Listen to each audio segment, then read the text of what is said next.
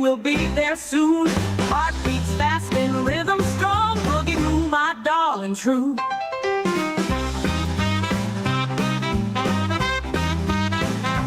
Uniforms and shining boots, we salute then hit the roots where the sax and piano play. Boogie woo, my darling true. Days of war but nights of cheer, holding close those friends so dear. Through the fog the whiskey's hue. Boogie woo, my darling true.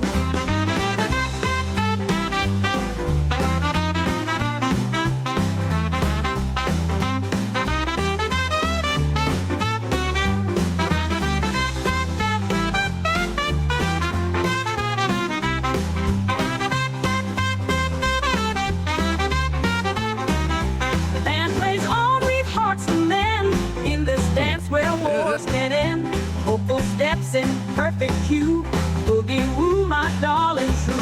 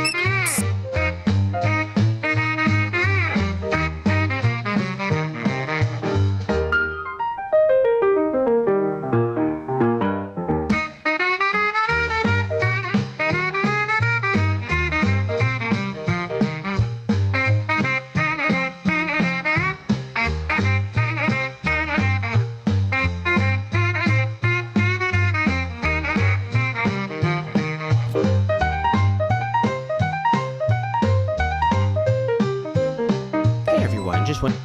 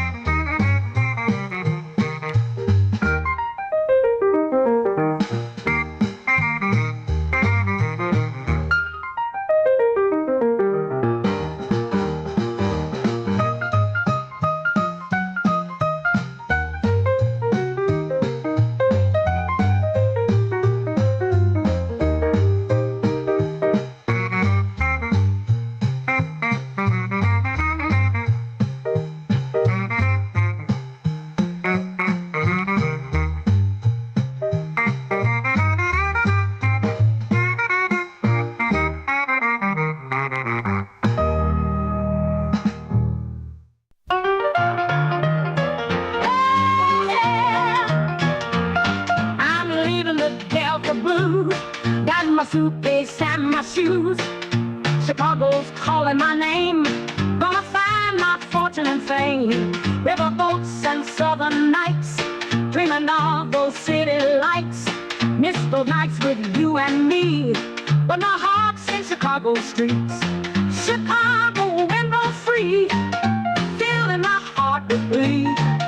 Dancing in the city glow, missing you but I can't say no.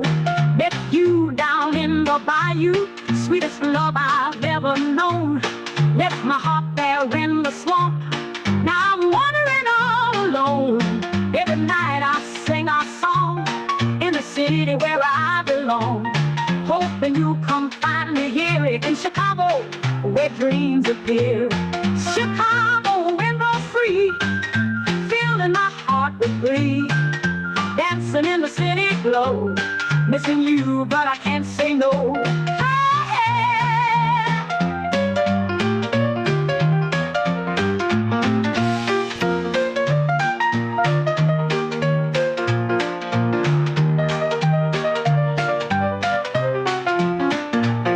Met you down in the bayou, sweetest love I've ever known. Left my heart there in the swamp, now I'm wandering all alone. Every night I sing our song in the city where I belong, hoping you'll come find me here in Chicago, where dreams appear. Chicago, window free, filling my heart with glee. Dancing in the city glow, missing you, but I can't say no.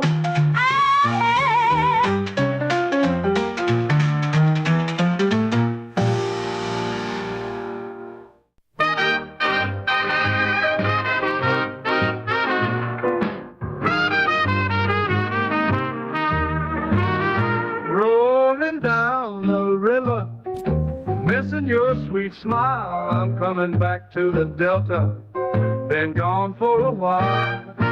Sunset on the water, memories in my mind. Darling, come to the Delta, love's there to find. Come back to the Delta, where our hearts belong. Come back to the Delta, let's sing a love song. Missing your sweet laughter, dreaming night and day. Can't wait to hold you in that old, old way. Moonlight on the bayou, stars up in the sky. You're my true love, no need to ask why. Come back to the Delta, where our love is strong. Come back to the Delta, that's where we belong.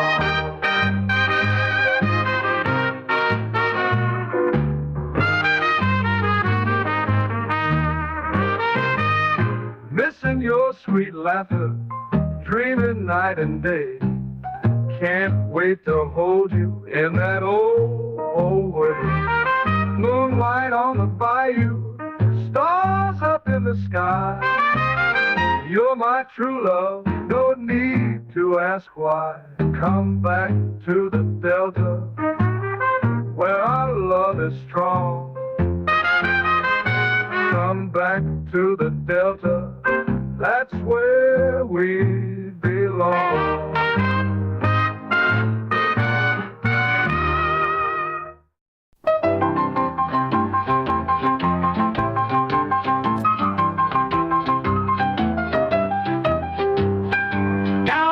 Chicken shack, smell of fried real nice, pieces flying over the fence, dreaming about that spice. Nip of whiskey for the soul, Delta blues on my mind. Gotta get my fill tonight, leave my worries behind. Chicken shack keeps calling, music in the air, got the boogie woogie feeling, ain't no place compare. Saxophone playing smooth, tickling the midnight sky. Beat starts shuffling quick, watch the hours fly. Soprano voice so high, breaking through the night. Swinging till the dawn, everything feels right. Chicken shack keeps calling, music in the air. Got the boogie woogie feeling, ain't no place compare.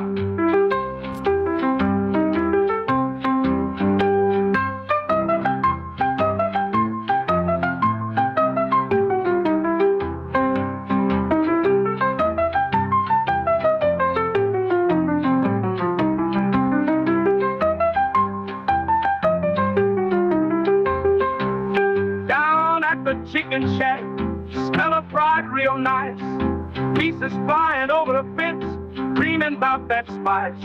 Nip of whiskey for the soul, Delta blues on my mind. Gotta get my fill tonight, leave my worries behind. Chicken Shack keeps calling, music in the air, got the boogie woogie feeling, ain't no place compare.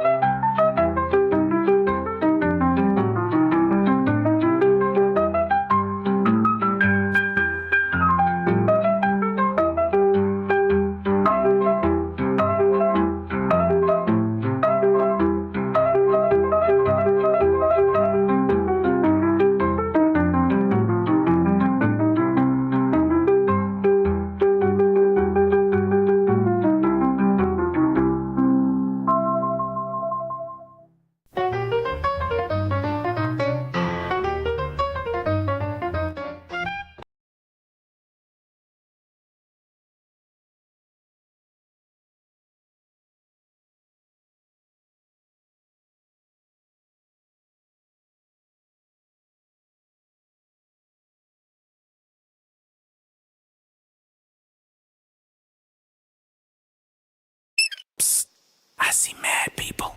Hey, catch up on the wall, yo. Hey, catch up on the wall, yo. Bonnie says they're on the desk. Where did they go? Pam down in the shredder room. That's what we know. Your story has more holes than your course in Mar-a-Lago. What's up with these lame excuses blaming Obama? Your whole party hates you, your hat, and your mama. How many names you got? What cat got your tongue? You forget your BFF Jeff who likes some young. Cover your ass and hide the files that you took. Come on, Donnie boy, let's take a look. Can we take a peek in that little black book? Can't cover up a cover up. It really makes you think. Redact all you want, boy, you running out of ink. Say Trump, I hear you like I'm young. So did what? Cat got your tongue? You thought the story ended now that old Jeff's dead. Better pray a prison cell, hesitant in bed. You know the best words, the best people, everything the best. So spill the tea on your besties from the lowly to express. Not the only politics with freak off miles. Certified cover up, certified Epstein files. Wop, wop, wop, wop, wop. Trump really sucks. Wop, wop, wop, wop, wop. I'ma do my stuff. You know Epstein was the plan's designer. Bet your Trump's in the files in bed with A minor.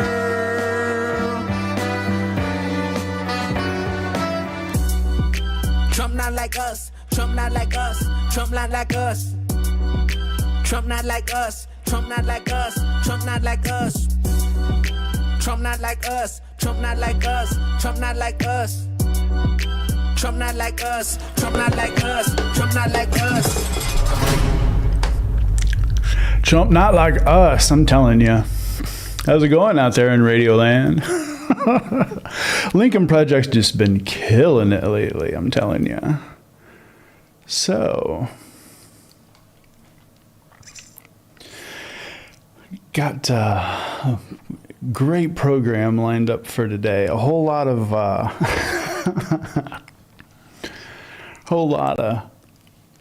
cosmic retribution in action, if you will.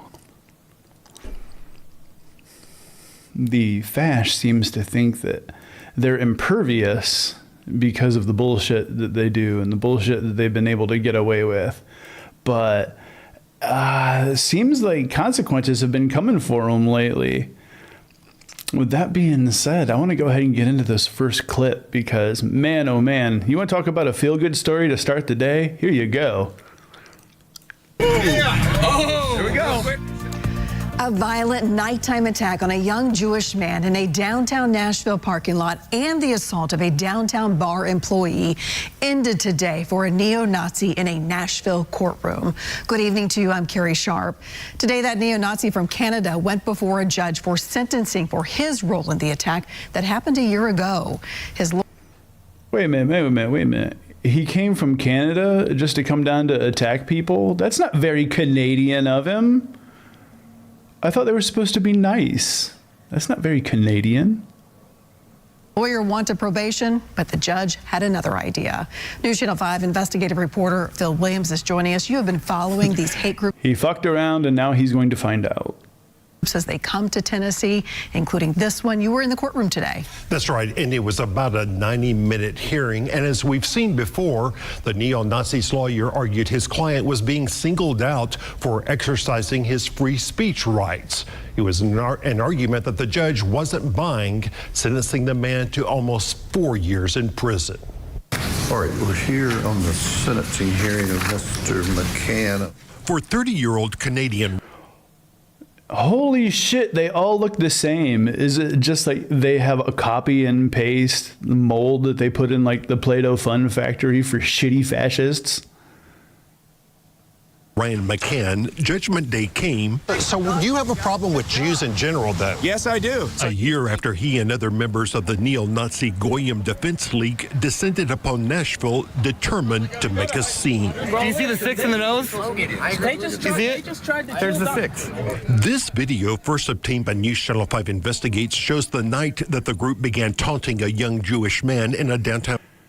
Now, I think it's important that we take a look at this video right here because, well, videotape doesn't lie. Fascists do. Parking lot. Then suddenly, Here we go. McCann attacked and the group joined in. Don't jump! Don't jump! Notice they always have to jump in. Like, they can't just... If they need to terrorize somebody, they can't just do it one-on-one. But then when they're met with resistance, instantly they just turn into the biggest victims ever. It's just part of the Fash playbook. Don't jump! Afterwards, McCann and his crew celebrated. Got that spinning elbow on that. As a result of that incident, McCann was recently convicted of civil rights intimidation. McCann, seen here using his Nazi flag to jab an employee of a downtown bar, recently pleaded guilty to a separate misdemeanor charge for that incident. To have so many international outlets express interest and write articles about this case, I've never seen that. Not from an assault. When Steve Hayslip, the director of communications for the DA's office, took the stand to make the argument that the case was high profile and deserved a sentence that would send a message, McCann's lawyer, Olin Baker, pounced.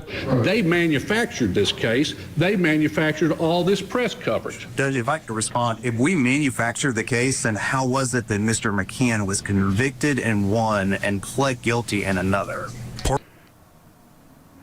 You just saw a play in two acts. One of my favorite things when Fash or Fash sympathizers instantly try to play victim or say that their rights were being violated when they're like, no. See, you ask them one simple fact-laden question and instantly the narrative goes to shit. Like, watch the moment that he asked that question. Watch the other attorney's body language.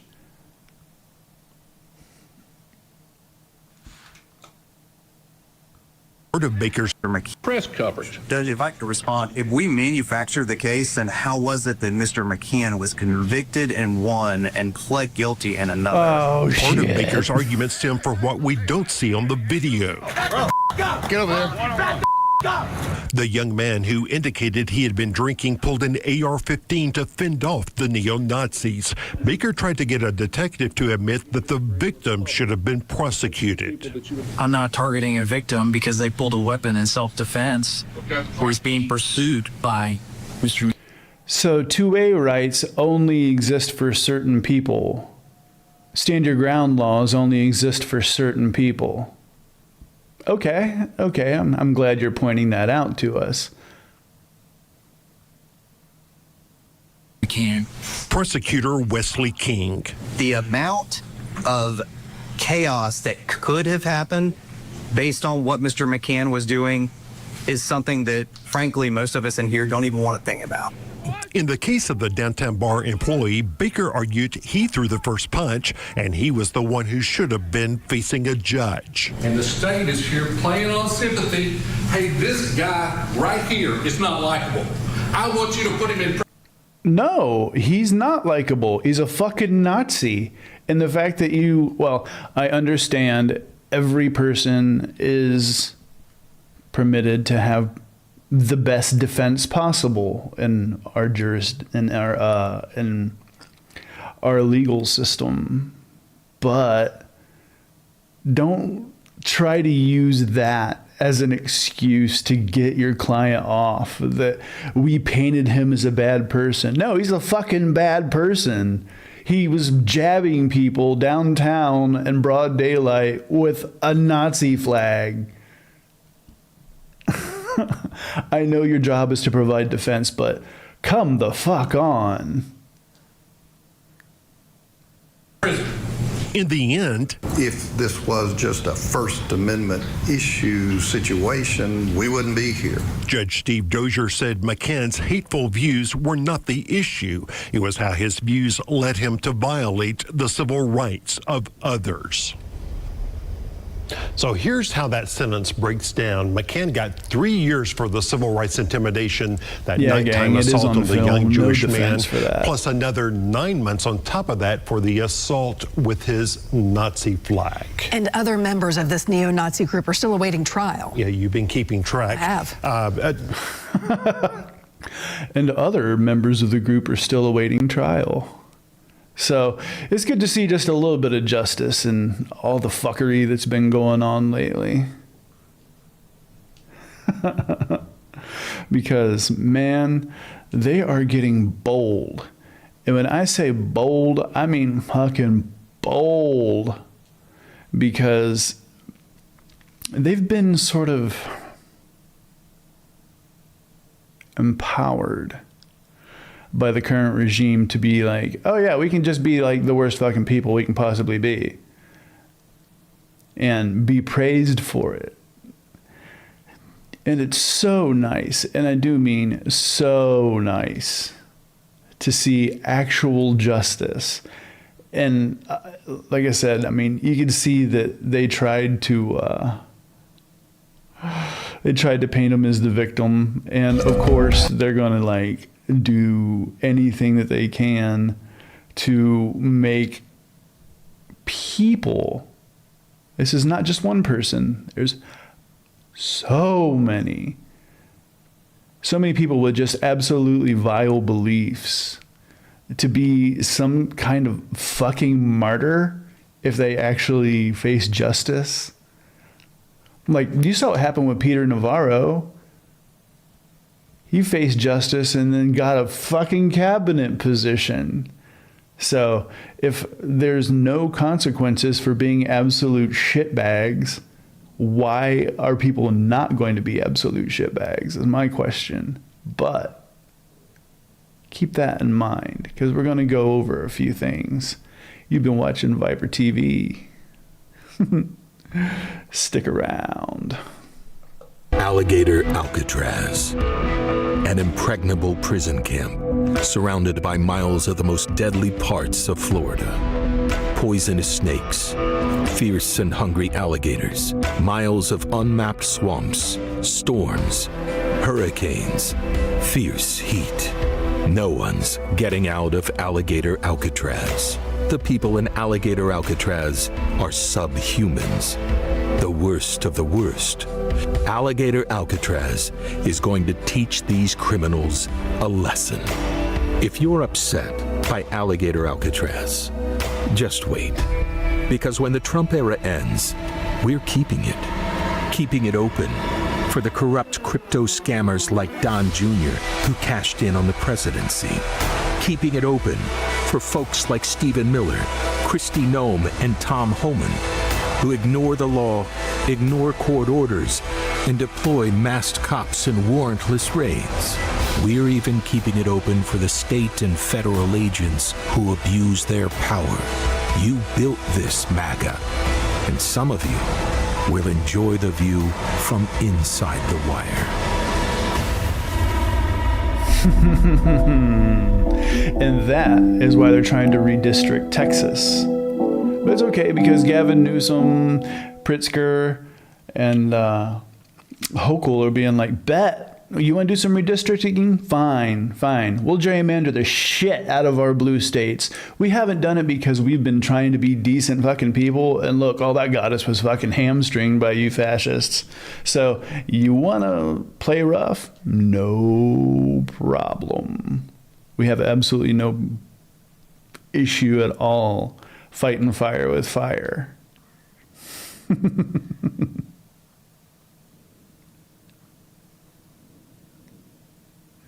That being said, I think it's time for us to get into our next segment, Remember I was talking about how fascists are just fucking losers, straight up losers. Well, let's go ahead and examine that just a little bit further, shall we? Wanted to do a quick video on this guy's face and his horrible, chilling mimicry of what we as humans call laughter. But you don't condemn Nazi persecution of the Jews? I think that there was a little bit of persecution. We and stuff may like have that, to which is rename bad, the show but- because you're a little bit more than a far-right Republican. Hey, what can I say? I think you could say I'm a fascist. Yeah, I am. I don't believe in body shaming. We're not going to body shame, but it's not his body, it's his face. It's the vacuous cult eyes for me, like the ghost of Hitler himself scooped the collagen fibers out of Connor's corneas with like a little swastika ice cream scooper and then replaced all of the cornea stuff with milk of magnesia. And of course there's the barely contained gleeful violence simmering underneath Connor's skin suit. How do you know? Carl Schmitt Autocrats tend to kill everyone, Carl even their own Schmitt makes supporters. this point very well in his work. It's the friend-enemy distinction, right? You Carl liberals, Schmitt, the Nazi theoretician. Yeah, absolutely. I don't care. Are you a Who fan of ca- the Nazis? I don't. I frankly don't care being called a Nazi. I at didn't all. say that. I Doesn't didn't matter actually to say me. that. I loved this Jubilee session because it showed how many of them went mask off. Now, Jubilee has been kind of shit lately because, well, they have no problem, well, as you can see, platforming fascists. But when we can use this content to expose them and to break down exactly who they are, then we have to take advantage of what's been given to us. I said, are you a fan of the Nazis? Well, they persecuted the church a little bit. I'm not a fan of that. He has the energy of like if a corgi got bit by a clicker from The Last of Us. I fear this man may have become what friend of the channel Elon Musk warned us about, a demon of the mind. Ooh, ah. So these demons of the mind. This clip comes from a deceptively named channel, Jubilee. What's an antonym for Jubilee? Funeral? Okay, this channel should be called Funeral. Funeral is a clickbait enterprise where, supposedly, random Joe Schmoes and Jane Schmaines off the street debate their political opinions with an expert. This one's called like one liberal versus 20 Republicans or something. But Jubilee's channel, like most things on the internet, is a facade. The same handful of dipshits get recycled and become niche micro-celebrities. One guy went viral a couple months ago for being a complete moron when talking on the record to longtime progressive commentator Sam Cedar. I saw that clip and I was like, it's probably insightful and useful actually to get a look at what real people really think. Maybe this Jubilee thing isn't so bad. And then I genuinely thought that too. I was like, oh, okay, well, maybe this is a chance for people to find middle ground and, you know, work out some sort of bipartisanship. No. People came on here with talking points that they were supposed to get out for internet clout. And I'm just glad that Jubilee's finally getting called out. a few weeks later, I saw a different clip from another funeral video, and it's the same guy. Same deal with this blonde woman in the Mehdi Hassan video. Her name is Sarah, I guess. She's apparently a recurring character in the funeral universe. I felt betrayed. Oh yeah, wasn't she in the Sam? She was in the Sam Cedar clip, wasn't she? She was in that Sam Cedar debate. There's people like. Not only the people on this show, but also like Scott Jennings on CNN who know that they're lying their ass off. And they take pride in the fact that they're lying their ass off and getting away with it. That stupid little frat boy smile that they think that they're being clever, but they're just monsters with smiling faces. When I found this. How can there be recurring characters on this kind of show? Isn't the whole point that these are more or less average Americans? Connor says in the clip that he goes by a pseudonym online. So what's your name? My name is, my name's Connor. It's a pleasure to meet you. Get a little bit of a doubt there. Oh, well, I use a pseudonym online. Fair enough. And the internet found it pretty quickly. And yes, he's a militant anti-Semite. It's his whole personality. This guy clearly has his mind made up, and isn't the whole point of Funeral to change people's minds? Well, no. The point is to make money. That's why it's called Jubilee and not... Okay, Funeral sucks. Lamentation? We're suffering from a shortage of good antonyms to Jubilee, folks. But we were talking about money. Presumably Mehdi Hassan got some money here. Now, I enjoy Mehdi Hassan. Lord knows I love a hard-hitting interview. And Can you also imagine the money that they got from the clicks? Because, I mean, go look at how many views it got. It's got, was it over 2 million? Probably coming close to 3 now. And shameless about platforming fascists. His independent journalism outlet... Yeah, gang. A funeral could change people's mind. I do know that it's impossible to debate people in good faith using facts and data when they have no interest in that whatsoever. They just only want to get their talking points out. Doesn't matter how inhumane it makes them. They have to be right.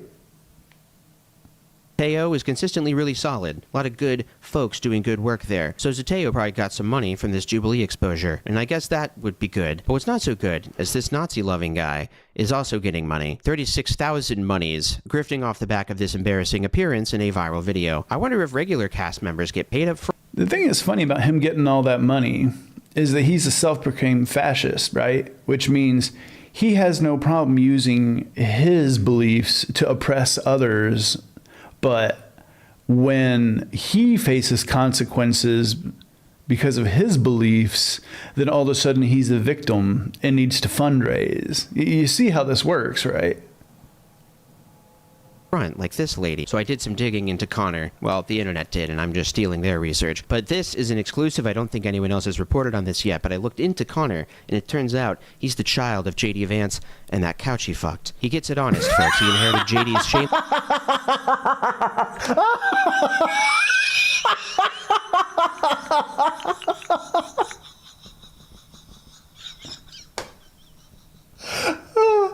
Oh, wow.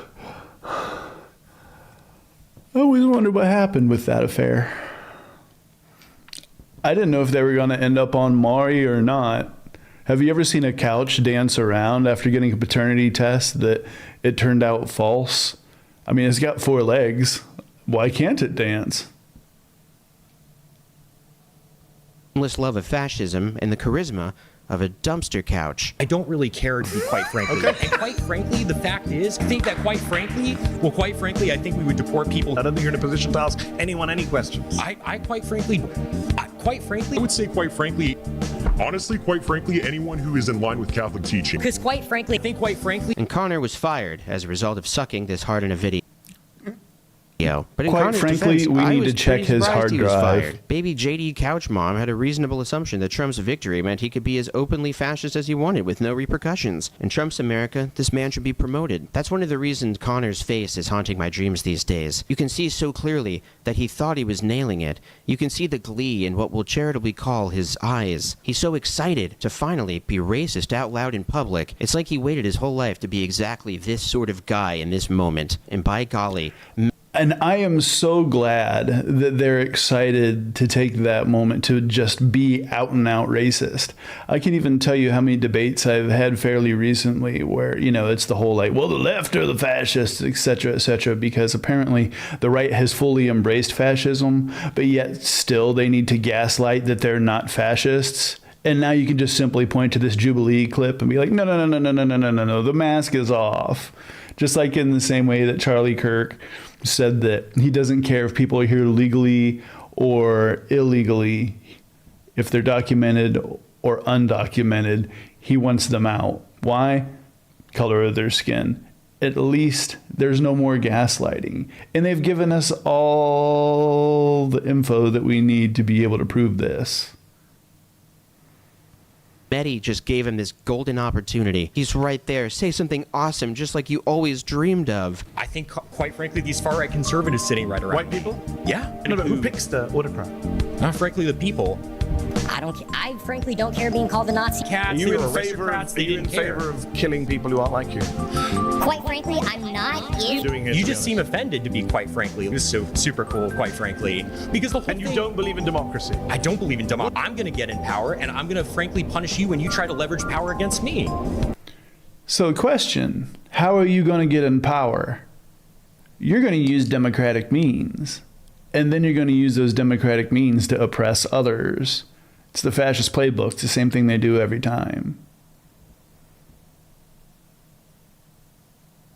I wouldn't want to hurt you or anything like that, but quite frankly, I don't debate fascists. Okay. And that was the move right there, to say, I don't debate fascists.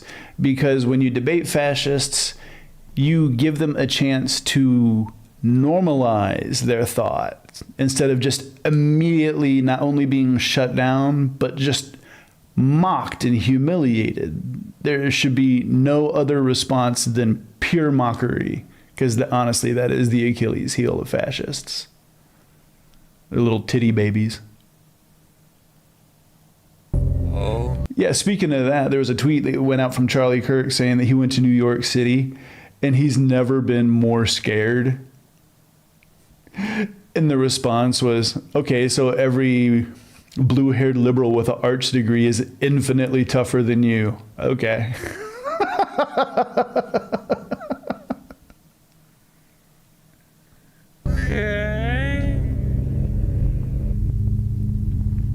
So do you concede then? I mean, why? Do I concede you're a fascist who won't condemn the Nazis? Yeah. Yes, I concede that. Okay, great. Absolutely. I'm just checking who's clapping, just to get my set of where everyone is on this. Post-nut clarity sets in, as it did for his father way back when, and it turns out all he accomplished was making himself look like a horse's ass in 4K, and allegedly he got fired. In a world where any future dating prospects are... Oh, he will forever be known as the bastard offspring of the dumpster couch and J.D. Vance. That's canon now.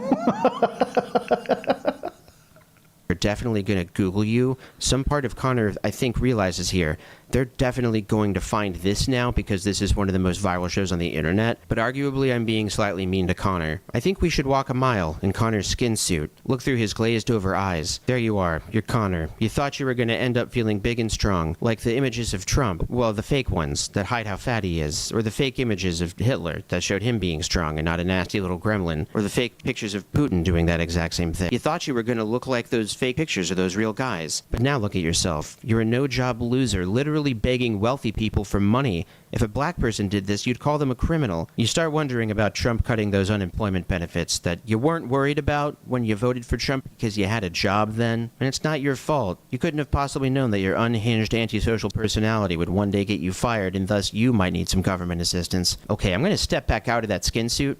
It was gross in there, but I've just been thinking about Connor losing his job, though, allegedly, because all out and proud fascists inevitably become out-of-work fascists, sooner or later. And what happens when you're an out-of-work fascist? Well, whatever happens, they don't fall gently into the social safety net. But I guess if you're a Kyle Rittenhouse or a Connor, you just have to rely upon the kindness of Nazis. I don't think it's harsh to call Connor a Nazi, by the way. I frankly don't care being called a Nazi at all. And I guess in fairness to him, I mean, if they're gonna out and out claim it, you know, I mean, I'm gonna say it. Don't get mad when I draw my own conclusions. If the fucking jackboot fits, wear it.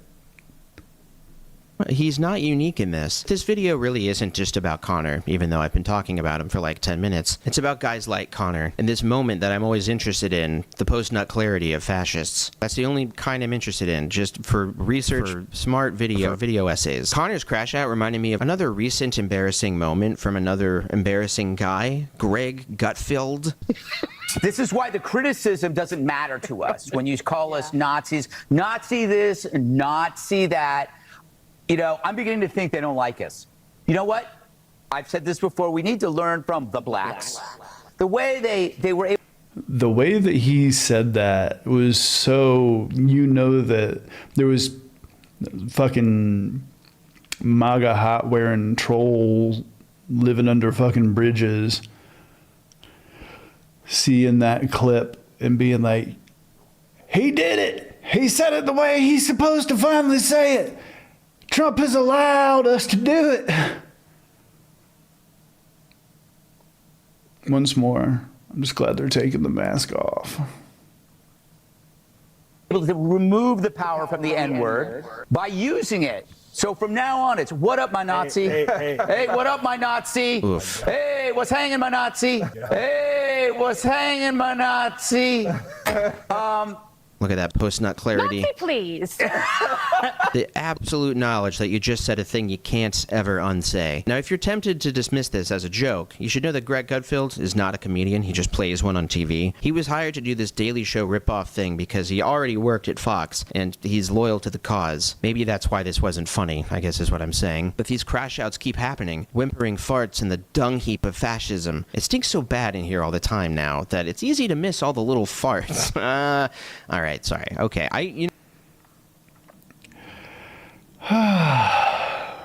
Making our jobs easier and easier and easier. I'm telling you. I mean, I'm flabbergasted just at the just complete mask off nature after dealing with them gaslighting for so long that, you know, they're not these certain people, they're not this certain way, etc., etc., etc. Jesus, like they will do anything that they can to try to rewrite history so that they're not the bad guys. Speaking of which, yeah, that's right, friends. It's time for my favorite segment. It's Twisted History. We're going to do a little bit different lesson today than we typically do. So let's get into it. It is not heresy, and I will not recant. Yeah. What are we going to talk about today, gang? Well, history is literally being written as we speak. Not just because we're living in what I would call interesting times, but also because, well, AI is the biggest threat to the actual idea of history. Let's go ahead and jump right into this clip and we'll talk about what it. we deal with today on a daily basis. I often find myself wondering what these brave soldiers from the past would think about our modern way of life.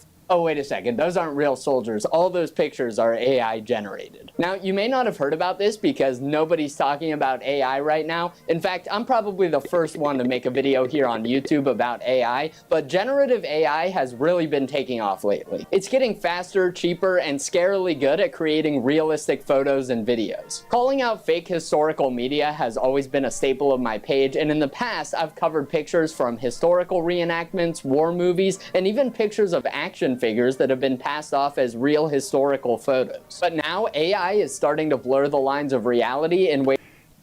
Do you remember that? I remember when that G.I. Joe photo was going around and people were saying that it was an actual real photo. And I was like, no. These are like army men that you played with as a child. And that's when I started to be like, oh God, they're going to start using any kind of information to try to subvert actual history. Orwell was right. That we've never seen before. Today, I want to cover some of the ways that I've encountered AI being used to alter the past, why this is dangerous, and believe it or not, I'll even cover some uses for generative AI relating to history that I think can be good. Now, unfortunately, to understand this AI nonsense, I think we need to start by talking about the AI cesspool that is Facebook. Facebook has become ground zero for all types of AI-generated slop, but I especially see a lot of content on there related to history and the military. Let's get into how Facebook created the perfect storm for this AI garbage to exist so we can understand why these fake historical posts are being shared in the first place. Oh, by the way, my awesome editor is traveling right now, so I'm editing this one by myself. It's going really well, but don't expect any super fancy animations or anything, okay? I'm not Michael Bay over here. Okay, back to the video. That's okay. Wow, I understand what a slick completely. Transition. The first reason why Facebook is perfectly suited for these AI posts is that unlike most other platforms, you can monetize photo posts on Facebook. It's much easier to set up AI to generate and post these photos compared. Yeah, gang, I'm still on Facebook because back in the day, I used to have to use it in order to promote my tours and to promote my music. And then COVID killed my career. And then Facebook was flooded with bots. So I stopped accepting new friend requests and only put material out to people that I know.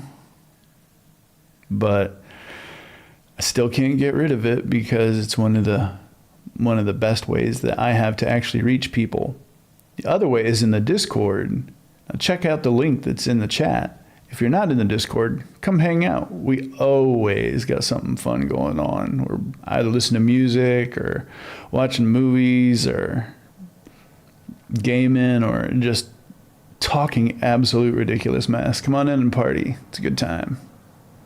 Compared to other platforms like TikTok and YouTube, where generally you have to post a video in order to monetize your post. Second, Facebook's older and international user base is often more likely to fall for these AI fakes. The comment sections of these posts are generally filled with supportive comments from elderly people, people who aren't viewing content in their native language, and bots. Don't forget the Amen Brigade under every single piece of AI photo that might actually have a religious connotation. Just amen, amen, amen, amen. Is that like the cult password? I mean, I understand that it is a sacred word in the Christian religion, but now is it to the point where it's just like that's the word you have to use to get into the fucking speakeasy? Keep in mind, if their page is monetized, they're making money off of all those comments. And third, Facebook's content enforcement is very lax. They seem to have no interest in labeling or removing AI content, which most other platforms have taken steps to do.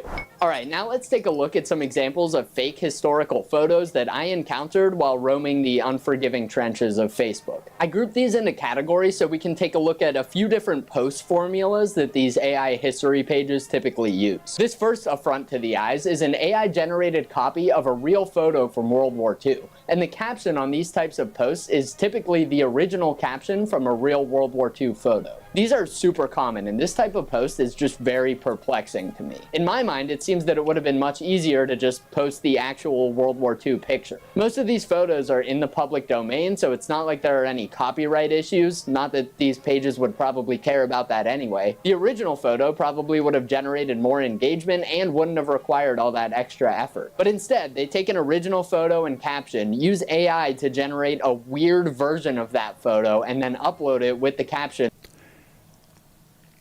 I remember back in World War II when the soldiers had 6 fingers and 3 arms.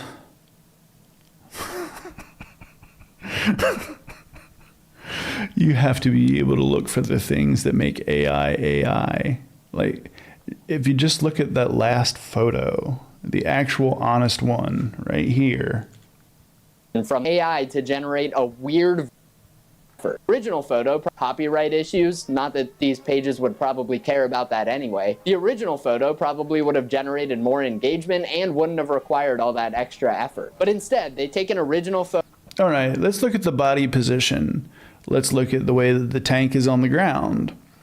As you notice, everything looks real because it's real. Gravity is doing what it's supposed to be doing. There are shadows cast. There's no extra arms. Now let's take a look. Photo and caption, use AI to generate a weird anywhere that there would be shadows that could indicate that this was real or that it's not just floating in the air has been gotten rid of and blacked out. These are just things that are the more common traits when it comes to AI fakes. Version of that photo and then upload it with the caption from the original photo. I would guess that the reason why this doesn't make a lot of sense is because that decision was probably made by the AI bot that's programmed to upload stuff on these pages. I really don't think there are people out there prompting AI to generate weird copies of these historical photos so they can post them as if they were the real thing, or at least I hope not. The next category is what I call patriotism farming. These are posts meant to farm engagement by kind of guilting people into sharing, liking, commenting on the post, because if they don't, they might feel like they don't care about their veterans or their country or whatever. Some of these posts share real stories of veterans accompanied by weird AI-generated photos. Americans have been groomed for nationalism from early elementary school, with your hand on your heart and singing songs about how much America is amazing every day. And then the ultimate grooming for nationalism, pep rallies. Yeah, think about pep rallies. just for 2 seconds and tell me that wasn't grooming for nationalism. Not to mention, funny enough, pro wrestling, once it was established in the 80s, was actually used in coordination with the Reagan administration to create uber senses of false nationalism. Do you remember how they exploited the war for wrestling when it was Sergeant Slaughter and the Iron Sheik, representing Iraq, and they took on Hulk Hogan, who was waving the big American flag? This was not an accident. While others just post something vaguely war-related that's clearly fake. These are very similar to the posts you've probably seen where it's like an AI-generated old person with a caption saying that you need to wish them a happy birthday or thank them for their service or something I agree, like that. Sheik was Iran, but that's not what they made it in the storyline. The angle, These are if you very will. popular, and if you ever go on Facebook, you've probably seen people unironically sharing these posts. This last category is probably the one that's at the highest risk of causing real problems. These are just fake historical photos, often with no basis in reality whatsoever. As usual, most look pretty bad, but some look very believable at a glance. To make things worse, these pages often post a mix of real and AI-generated photos, sometimes in the same post, so it just blurs the lines even further. Like I said, Facebook is the epicenter for this AI epidemic, but these types of fake historical photos pop up in all types of other places too. Every other social platform has their own version of this problem, and I've also seen this a lot lately from stock photo websites, which often have their own embedded AI tools. When you Google image search something history related, there are often suggested results from these stock photo websites that are fake AI generated photos, which some people might mistake for the real thing. So what's the impact of this, and who cares if someone wants to make silly vintage AI photos? Well, over time, these photos really can blur the line between historical fact and fiction. I mean, studying the details of historical When it gets to the point that these are the photos that come up when you do a search for actual, war photos, this is where we have a problem, because history is being erased by slop. Let me repeat this. History is being replaced by slop.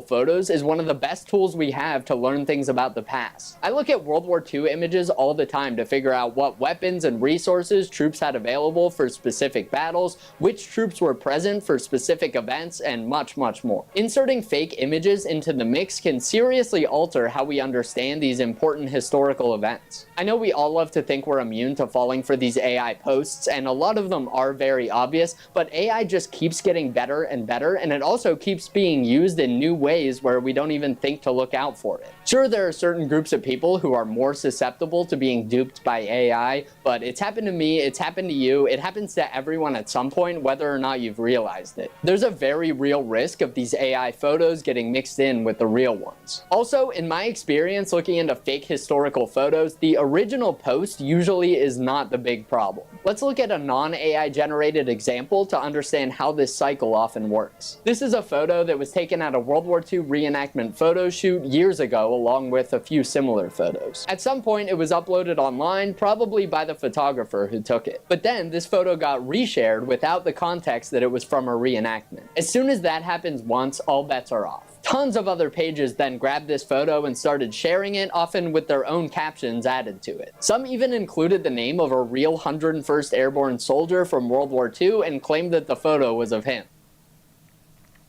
Is for these reasons why I decided to cover this for Twisted History, because this shit is twisted. Literal history is being replaced. You're going to need to get real savvy when it comes to looking up your sources, when it comes to any sort of historical anything now. And who knows if those sources are even correct. We're living in very strange times. In fact, I need to rewatch Strange Days because it is more relevant than ever. Talk about an underrated movie. After a while, sellers on eBay who sell prints of photos listed the photos for sale, claiming that they were real photos from World War II. Now, this photo is one of the top search results when you look for pictures of the 101st Airborne during World War II, and the average person would have no idea that this was taken at a reenactment. Even if you tried to research this photo, you'd find the fact that they're able to make money now off of a photo that's not actual history, that is a terrifying concept. Somebody can AI anything about you. It could be false, and they could sell it as merch. and countless posts from people over the years claiming that it's real. I would love to say this is uncommon, but there are numerous examples of this happening with photos online, and over time these pictures essentially become indistinguishable from the real ones. These AI history pages are relatively new, so I don't think many of their photos have had the time to go through that cycle yet, but believe me, they will. Even some of those AI photos that aren't super convincing now, when they get shared over and over again and the quality is reduced and people add filters and stuff like that, it can make it harder to pick out those identifiable AI features in the photo. In fact, covering up those distinguishable AI features is one of the main reasons why AI historical photos are often so hard to identify in the first place. I remember at some point hearing someone talk about how some of the most convincing AI photos and videos are those that are made to look like they were taken by security cameras, because we're all used to seeing low quality security camera videos, and that lower resolution can hide a lot of the telltale. And that's fucking dangerous, because facial recognition technology has failed so many times, especially on people that have black and brown skin.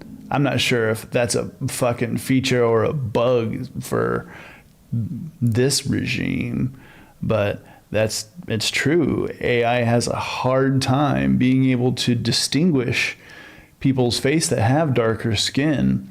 And that means that people can get profiled for no reason at all, almost like fucking Minority Report, like thought police type shit.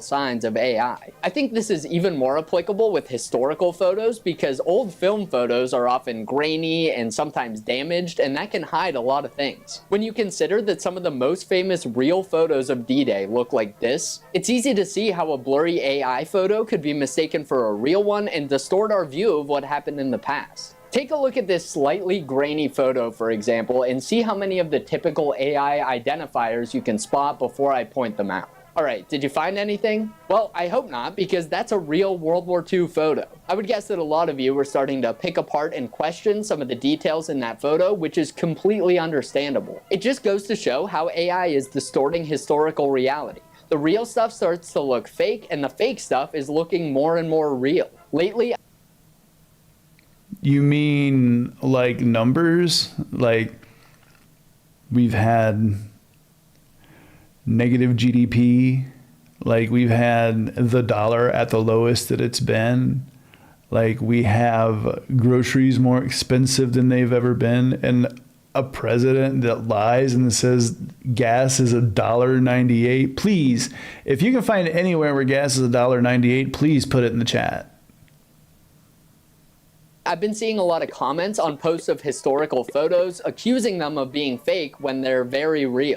These commenters are probably skeptical because maybe they've been fooled by fake historical photos before, and it's good to be a bit skeptical, but this can also discredit real historical photos, which is just as bad as introducing fake ones. We risk getting to a point in the future where people can just write off any historical photo they disagree with by claiming it might be AI. We've already seen the trend lately of politicians and public figures casting doubt on anything that makes them look bad by implying that it might be AI generated. Now let's move on to talking a bit about what we can do about all this to at least slow down the growth of this fake AI history. First, do not engage with AI historical content. Doing that makes money for the people who posted it and for the platform hosting it. It just perpetuates this weird AI ecosystem. I think the platforms should create better guidelines on AI usage, but they aren't going to do that if they keep making a bunch of money off of people consuming this stuff. Next, I'd say view any historical media with a hint of skepticism and consume historical content from reputable history pages. There are a ton of great ones out there to choose from. If you find a page that's hosted by a real person or that's affiliated with a reputable institution like a museum,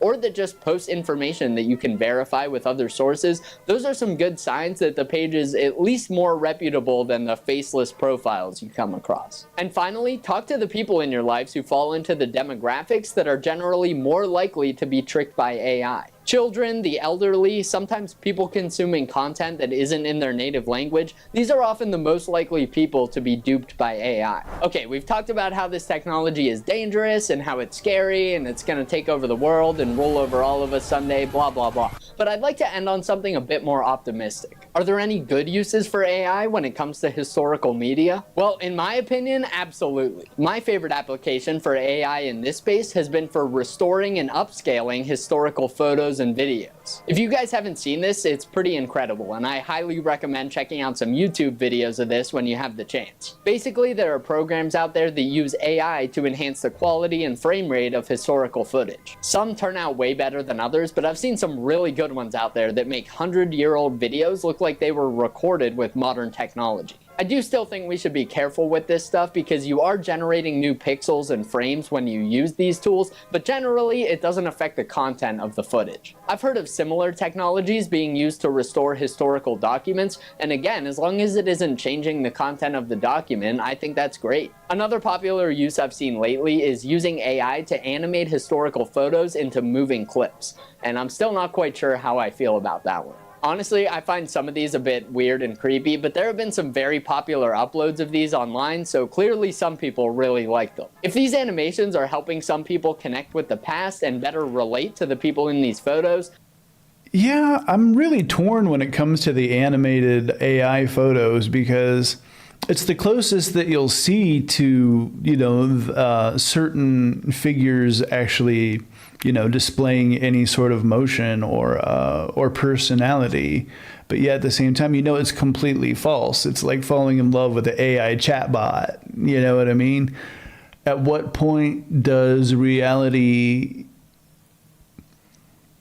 seem like the best option when you can have your reality like catered to you, when you can have a custom reality?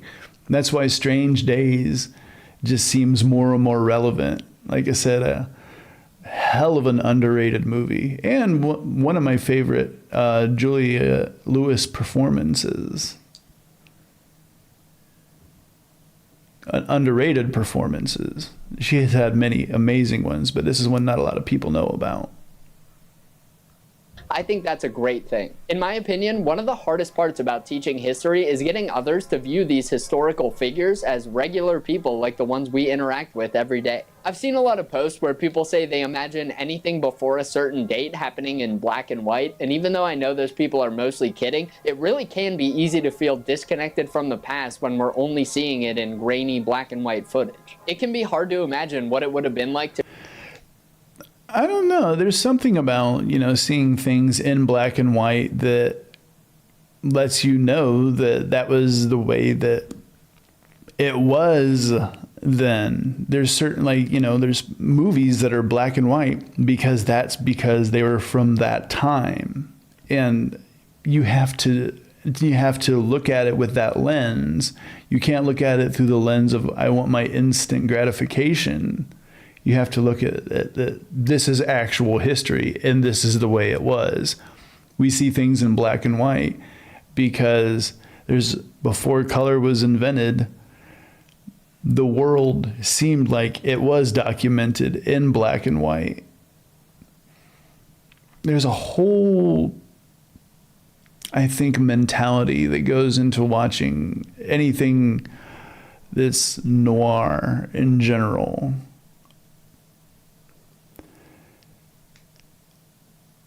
There's an appreciation that you have to get for realizing with only two colors with shades of white, gray, and black that the entire world was captured at one time on film like that.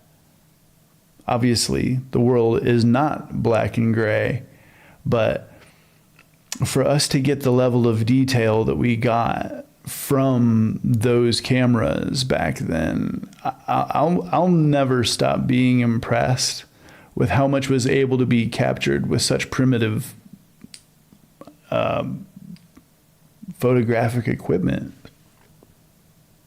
To be there for the Hindenburg disaster, for example, when we've only seen it in spotty old footage. If AI can help people relate to the past by turning this grainy old footage into something like this while preserving the original content, I think that's great. After all, making the past more relatable to people today is one of the main reasons I make these videos. Now, what do you guys think? I genuinely think that, like, one of the reasons Indiana Jones was so popular, along with, you know, the idea of action and adventure and fighting the Nazis, was you got to see what it might have looked like back then in full radiant color. All the, you know, various tan uniforms blending in with the sand and everything. Whereas if it was in black and white, you couldn't see that. So you can appreciate how black and white keeps things honest when it comes to that time frame. But yet with technology, we have the ability to let our imaginations finally run wild and show us what it is that we want to see. It's a very, very double-edged sword, in my opinion. But I would love to hear what your opinions about it are in the chat.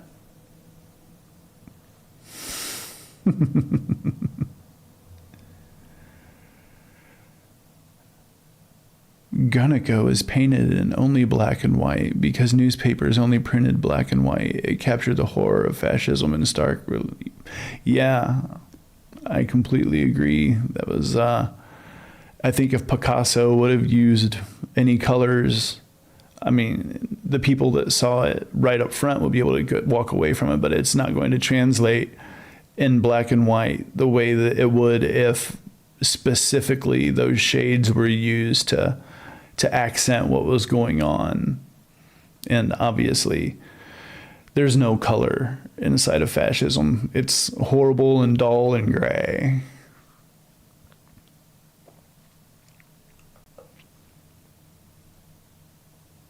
Yeah, I agree. It wouldn't have hit in color completely. You've been watching ViperTV. Stick around. Go to skipfranzjr.net for podcasts. Fresh record player that, you know, I could just spin records all the time. Run into the bathroom and I'm covered in blood. Like I had put my tooth through my bottom lip. For music.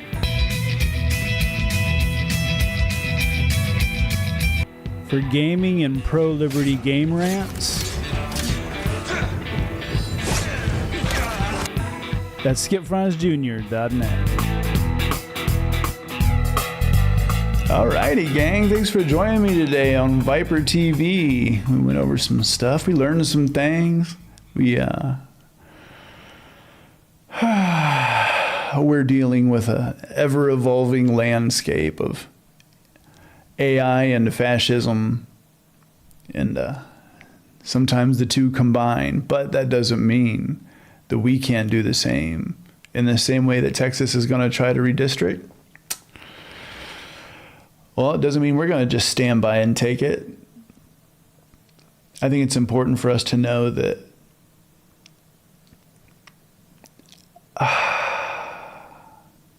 we have rights. They may be slowly going away, as within 100 miles of any border or coast, the Fourth Amendment no longer applies. Kind of a, I don't know, kind of a bit of, excuse me, hold on. It's a bit of a stark reality, but the more that you realize that that is reality, the easier that it gets to not so much accept it as just realize that you're going to have to get a lot more savvy if you're going to be on the internet, because there's a lot of people out there with a lot of bad intentions who know that there are a lot of dumb people who are going to fall for anything. With that being said, I'm going to leave you with our time's Nostradamus. It's been an absolute blast getting to hang out with everybody. And until tomorrow, later, skaters. All right, item for you, the last in our civics book, rights. Boy, everyone in this country is always running around yammering about their fucking rights. I have a right, you have no right, we have a right, they don't have a right. Folks, I hate to spoil your fun, but there's no such thing as rights, okay? They're imaginary. We made them up, like the boogeyman. The Three Little Pigs, Pinocchio, Mother Goose, shit like that.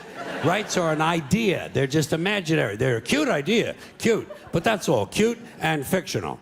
But if you think you do have rights, let me ask you this. Where do they come from? People say, well, they come from God. They're God-given rights. Oh, fuck, here we go again. Here we go again.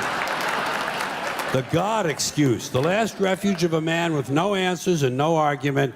It came from God. Anything we can't describe must have come from God. Personally, folks, I believe that if your rights came from God, He would have given you the right to some food every day, and He would have given you the right to a roof over your head. God would have been looking out for you.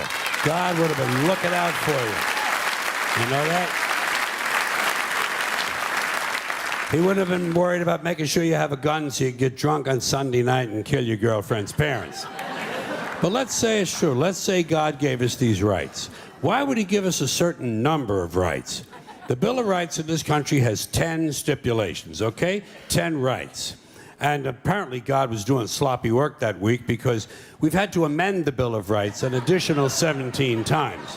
So God forgot a couple of things, like slavery. Just fucking slipped His mind. But let's say God gave us the original 10. He gave the British 13. The British Bill of Rights has 13 stipulations. The Germans have 29. The Belgians have 25. The Swedish have only 6. And some people in the world have no rights at all. What kind of a fucking goddamn God-given deal is that? No rights at all? Why would God give different people in different countries different numbers of different rights? Boredom? Amusement? Bad arithmetic? Do we find out at long last, after all this time, that God is weak in math skills? Doesn't sound like divine planning to me. Sounds more like human planning. Sounds more like one group trying to control another group. In other words, business as usual in America. Now, if you think you do have rights, one last assignment for you. Next time you're at the computer, get on the internet, go to Wikipedia. When you get to Wikipedia, in the search field for Wikipedia, I want you to type in Japanese Americans 1942, and you'll find out all about your precious fucking rights, okay? All right. You know about it. You know about it. Yeah. In 1942, there were 110,000 Japanese American citizens and good-standing, law-abiding people who were thrown into internment camps simply because their parents were born in the wrong country. That's all they did wrong. They had no right to a lawyer, no right to a fair trial, no right to a jury of their peers, no right to due process of any kind. The only right they had, right this way, into the internment camps. Just when these American citizens needed their rights the most, their government took them away. And rights aren't rights if someone can take them away. They're privileges. That's all we've ever had in this country, is a bill of temporary privileges. And if you read the news even badly, you know that every year the list gets shorter and shorter and shorter. You see how sooner or later?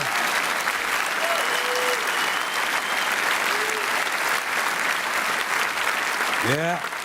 Sooner or later, the people in this country are going to realize the government does not give a fuck about them. Government doesn't care about you or your children or your rights or your welfare or your safety. It simply doesn't give a fuck about you. It's interested in its own power. That's the only thing, keeping it and expanding it wherever possible. Personally, when it comes to rights, I think one of two things is true. I think either we have unlimited rights or we have no rights at all. Personally, I lean toward unlimited rights. I feel, for instance, I have the right to do anything I please. But if I do something you don't like, I think you have the right to kill me. So where are you going to find a fairer fucking deal than that? So the next time some asshole says, gee, I have a right to my opinion, you say, oh yeah? Well, I have a right to my opinion, and my opinion is you have no right to your opinion. Then shoot the fuck and walk away. Thank you.